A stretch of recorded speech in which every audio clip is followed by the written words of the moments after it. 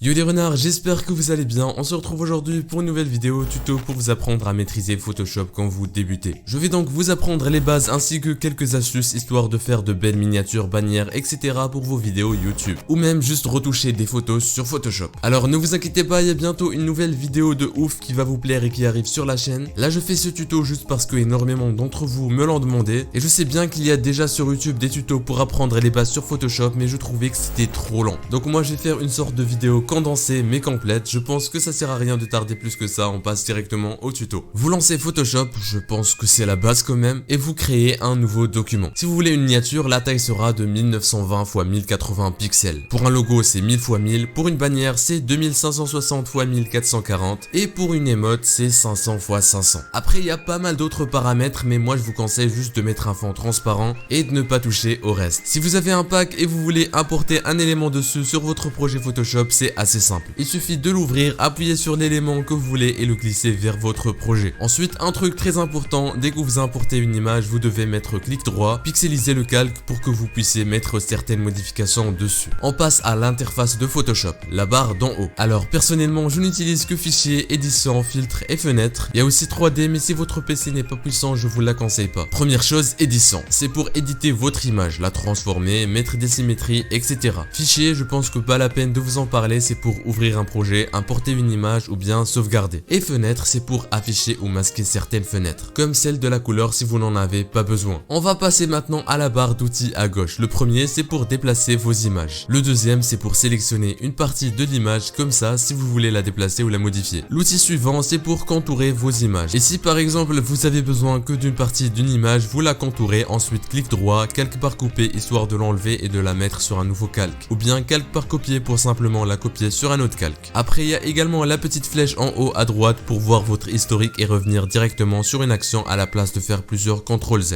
Bien sûr le fameux outil baguette magique pour sélectionner un endroit de l'image et vous pouvez le régler en augmentant ou diminuant la tolérance, qu'il y a juste en haut dans les paramètres. Je vais passer les outils que je n'utilise pas, mais vous pouvez toujours les essayer. Il y a l'outil pansement pour remplacer un endroit d'une image par la couleur qui l'entoure. Forcément l'outil pinceau avec tous ses paramètres, épaisseur, dureté et opacité. Après il y a l'outil goutte d'eau pour mélanger, pot de remplissage pour remplir, l'outil plume dont j'ai déjà parlé sur ma vidéo comment faire un chibi, que vous pouvez toujours aller voir, c'est une sorte d'outil pour dessiner. Et forcément l'outil texte. Vous pouvez bien sûr modifier tous les paramètres comme la taille, la couleur ou la police d'écriture. Il y a aussi un bouton en haut à droite pour déformer le texte. Franchement j'aime bien mettre quelques déformations assez légères. Quand vous êtes sur le pinceau en haut à droite, il y a un petit bouton. Si vous utilisez une tablette graphique, je vous conseille fortement de cliquer dessus, ça améliore considérablement votre trait. Et finalement il y a l'outil forme pour mettre des formes personnalisées, c'est assez basique. On revient à la barre tout en haut et on va sur filtre. Là vous allez trouver tous les filtres comme le flou, la pixelisation, la fluidité, etc.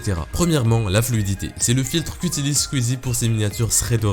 Donc il suffit de modifier le visage à l'aide du pinceau. Vous pouvez étirer la bouche, les yeux, etc. On passe ensuite au flou, il y a le flou directionnel que j'aime bien mettre dans les fonds de mes miniatures. Et il y a aussi la pixelisation qui peut servir parfois. Pour les autres filtres, je vais pas en parler, je vous laisse les tester. On va passer maintenant aux effets. Vous allez sur votre calque, clic droit et option de fusion. Et là, vous avez la possibilité de mettre énormément de choses. Le biseautage qui peut être cool pour donner des effets de 3D. Le contour que j'aime bien utiliser sur mes textes personnellement. La lueur interne et externe. L'incrustation en couleur, l'incrustation en dégradé. Et vous choisissez les couleurs que vous voulez dégrader. Vous pouvez en mettre plusieurs juste en appuyant sur la barre de dégradé. Et vous pouvez aussi changer la forme du dégradé, par exemple linéaire ou circulaire. Il y a aussi l'ombre portée que j'utilise beaucoup et les autres effets je ne les utilise pas trop. Ensuite vous avez également la possibilité d'ajouter des dossiers. Ça va beaucoup vous servir si vous voulez mettre des doubles effets. Par exemple vous mettez un contour sur un texte, vous glissez le texte dans le dossier et vous remettez un contour sur le dossier. Et donc vous avez un double contour. Moi ce que je vous conseille c'est de mettre le premier contour avec la même couleur du texte mais en plus foncé et le deuxième contour le mettre en blanc. Vous pouvez aussi régler tout ce qui est courbe de couleur, teinte, saturation, contraste, luminosité, etc.